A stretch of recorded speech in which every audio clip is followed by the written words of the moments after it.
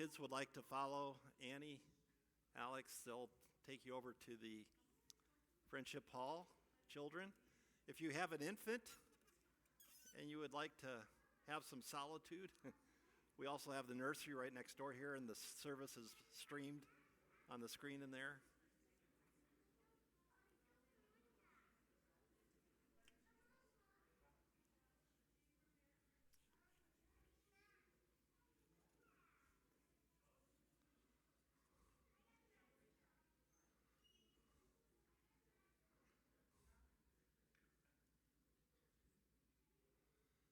So the last time I was in here for worship with some of you, it was Friday evening when we remembered the suffering, the passion, the death of Jesus on the cross.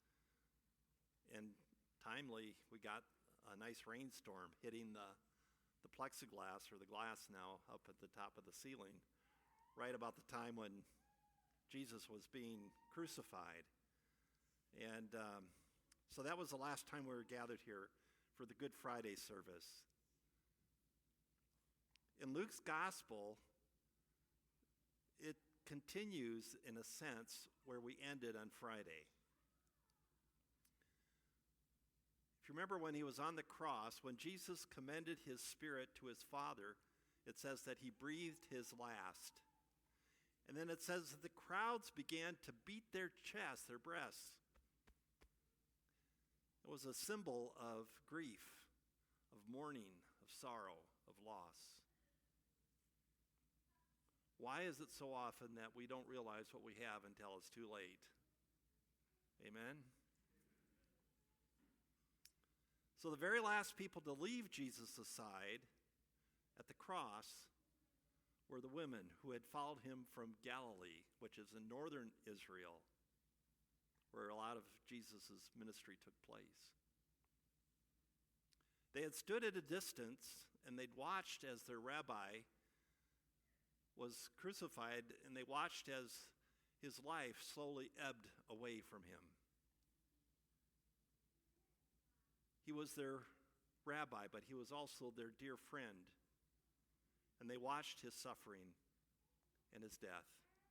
And then they were also there when Joseph of Arimathea, a member of the Sanhedrin, this was the council that had condemned Jesus and sent him off to Pilate, but Joseph of Arimathea was a secret disciple of Jesus, so he was obviously a no vote, so it was not a unanimous decision by the Sanhedrin. And so Joseph of Arimathea went to Pilate and asked if he could take the body down from the cross so that he could put it in a burial spot. Pilate gave him permission, so he came and took down the cross along with his friend Nicodemus, John tells us. If you remember, Nicodemus is another member of the Sanhedrin who came to see Jesus in the dark of the night in John chapter 3. They grabbed his body and they took it to the tomb. And the women followed them to see where they were laying the body, because the women were making preparations for the proper burial. This had all happened on Friday afternoon. And Friday evening was the beginning of the Sabbath. And so they were not going to touch the body on the Sabbath. It was a sign of respect for the Sabbath, that they honor the Sabbath. And then their plan was to go on Sunday morning to finish the burial of Jesus. So after the Sabbath, they returned to the tomb to prepare his body for a proper burial. They had been preparing all the things that they needed, the spices and the ointments, and now the women have gone back to the tomb. And this is where our story resumes today. It's Sunday morning. The women went to the tomb. It's dark out. It's before sunlight, before daybreak. And they look into the tomb, but they did not find his body. So the women were perplexed and they were terrified. What happened to Jesus' body? Had the Romans come and taken it away? Had someone else come and snatched it? Was it being cared for in a proper manner, or were they doing terrible things to the body? The thoughts would go through your mind, right? Suddenly, two men in dazzling clothes appear to the women. They are standing right near them. And the women see the messengers, and they kneel down and they bow down on their knees before them. And this is what the messengers said. They said, "Remember how he told you while he was still in Galilee that the Son of Man must be handed over to the hands of sinners and be crucified on that third day he would rise again? So why do you look for the living among the dead? He is not here. He is risen." These two messengers proclaim a disruptive word that shakes the women, probably to their very core. Why do you look for the living among the dead? Why are you looking among the dead for someone who's alive? Today, we too find ourselves, if we're honest, most of us, we find ourselves confused. I mean, after all, we assume that death is death, right? I mean, dead bodies don't just get up and walk away. When you think about what has happened here, it is so confusing. I mean, we assume that people remain dead once they're dead. So how can we blame these disciples, these women, the followers of Jesus, for having questions, for not believing in the resurrection, at least in the beginning? If we're honest, aren't we all confused? See, Jesus had revealed his death and resurrection prior to this to his most close and beloved friends, his disciples. It was earlier in Luke chapter 9. Do you remember when Jesus fed 5,000, it says men, so we assume that there were women there and children. So this was probably a feast of 10,000 at least, if not more. I mean, with just a little bit of bread and fish, thousands of people are fed miraculously. I mean, who wouldn't be on a high after that, right? And that is when Jesus reveals to his disciples for the first time those same words. When he reminds them about his death. He says that the Son of Man must be handed over into the hands of sinners and be crucified, and on the third day be raised again from the dead. There was no cheer of excitement that we did it in feeding these people. It was instead the revelation that his whole purpose was not to be a miracle worker, but was to draw people back to God. And so we have the second time. After the transfiguration, I don't know if you know that story or not, but Jesus goes up to the mountain with 3 of his beloved disciples. And there he is transfigured in dazzling white clothes, kind of like the angels, the messengers, are wearing in our story for today. And so in this transfiguration moment, he is speaking with Elijah and Moses. This is amazing And then they come down from the mountain after this wonderful high. And then he tells them, but don't forget, the Son of Man must be betrayed into the hands of sinful men. He'll be crucified and die. But on the third day, he will be raised again from the dead. And then, just a week ago, we were in Passover and Palm Sunday. Jesus had gone to Jerusalem to celebrate the Passover. And in his entrance into the city, they poured out the palms. They laid down the cloaks, and they created an entry for a king.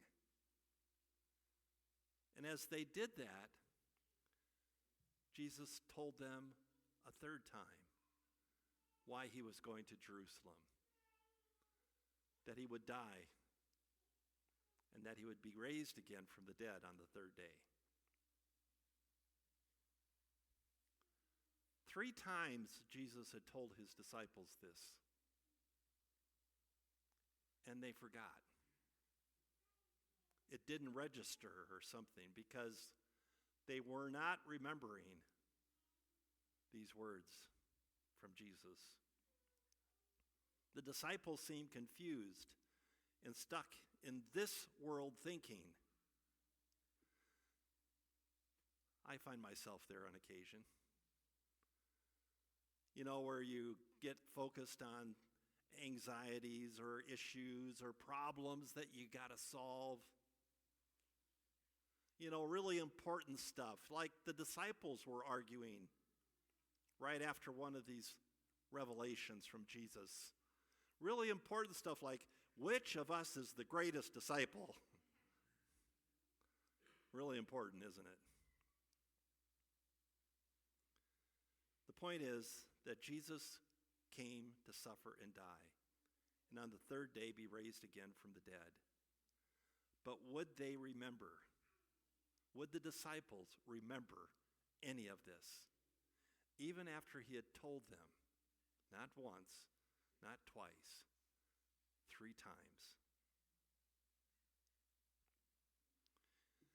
There is a power in remembrance, one that we maybe don't always recognize, one that we maybe take for granted. I remember Patty and I were privileged to go to Israel and study there for a month when we were in college, and just a couple years ago. And one of the things that I remembered was one of the days we took a little tour of their national cemetery in Israel. It's Mount Herzl, and in this cemetery we saw these gravestones, but on top of the gravestones you'd see these pile of rocks like the picture that I have up here. And I did not understand, why would people leave rocks on top of gravestones? And then our instructor taught us that a Jewish tradition is that when you go to visit the cemetery to remember a loved one, you place a stone there so that they are remembered, so that when you look across a Jewish cemetery, every gravestone has stones on top of it. Some are piled high, like this one. Others have just a few, but they are remembered. It's the power of remembrance. It's a power that I need to remember to use in my own life. You see, we do the same thing in our Christian circles. But we take flowers. But the flowers fade and they die, right? And then the gardeners at the cemetery pick them up and throw them away. But the stones, they remain. They're always there. As a reminder, as a remembrance. So when the women were at the tomb, and the angels appeared to them, and he asked them, "Don't you remember what he told you?" And then he told them what he told them. And it says, at this point, they remembered. They remembered. Remember when he told you back in Galilee that the Son of Man must be betrayed into the hands of sinful men and be crucified, and that he would again on the third day rise So they remembered. They remembered. It was all making sense. And so they wanted to run back to the upper room where the men were, the other disciples, some women perhaps. So they ran back to that upper room to share the good news. And it's here where we find out who these women were. It was Mary Magdalene, Joanna, Mary the mother of James, and several other women who told the apostles what happened. They were so excited, so amazed, because they remembered. And they told the disciples exactly what they had seen, what they had experienced. And this is what Luke tells us then. But these words seemed like an idle tale to the men, and they did not believe the women. So friends, especially the men in this room this morning, this is an Easter message for you. Listen to the women.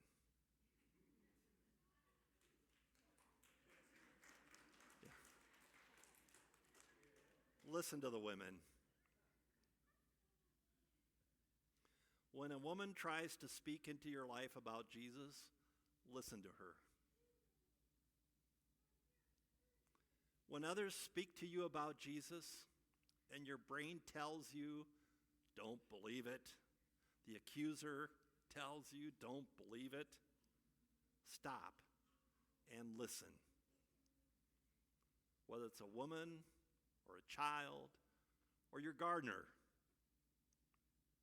if any of these or any others tell you about Jesus, listen to them. You see, people say that they don't believe in the resurrection of Jesus today. A lot of people say that. Unbelief is a powerful tonic. But let me say this. Unbelief does not mean that people believe nothing. Rather, it means that they believe in something else more than they believe in Jesus' resurrection. Rather, it means that they believe in something else. It might be science. It might be money. It might be power. It might even be having a good time. Let's just go out and eat and drink and be merry, right?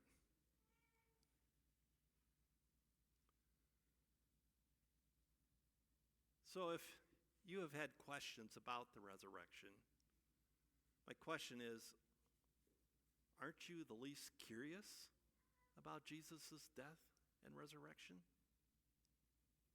I mean, death is certainly final, death is certainly real, but is it final? Does death have the last word? I mean, that's the question. Does death have the last word? And what this gospel is telling us this morning is that Jesus has the last word, and the last word is that there is life after death. There is life. Let me say this clearly. The tomb could not hold Jesus. And friends, the tomb will not contain you. God raised Jesus from the dead, and Jesus has defeated death once and for all. The idea that someone brutally crucified could have 3 days risen up from the dead and begun to walk around talking to people is so outrageous that it just might be true. Unbelief can be powerful.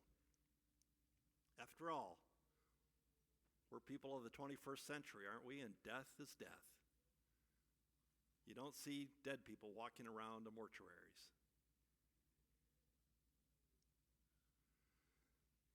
But if Peter's unbelief was so certain, after hearing from the women, Why did he get up?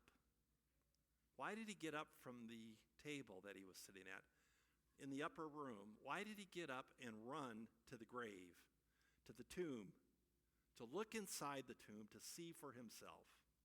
Why did he do that? I believe he began to ask the question, what if it's true? What if it's true? I believe that Peter began to doubt his unbelief.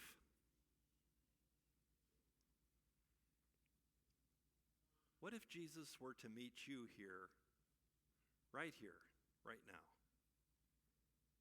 What would that be like? What would life be like for you? And this is the second message that I want you all to hear. Jesus is here today with you, and life will never be the same. Jesus is here with you today, and life will never be the same as it was before Jesus' death. For in his resurrection, he has conquered death. This Easter, God is disrupting our view about the finality of death with a word about life, about new life. That's why his messengers asked the women and us today, why do you seek the living among the dead? Why are you looking for someone among the dead who is alive? Like the women and the disciples, you may have question about Jesus' death and resurrection. But it is precisely through this resurrected Jesus, this living Jesus, that God is going to give you life. God has come to give you life. Would you expect anything else from God, the author of life? My friends, the women are telling us, he is not here. He is alive. He is risen. He is risen. Listen to the women. Amen.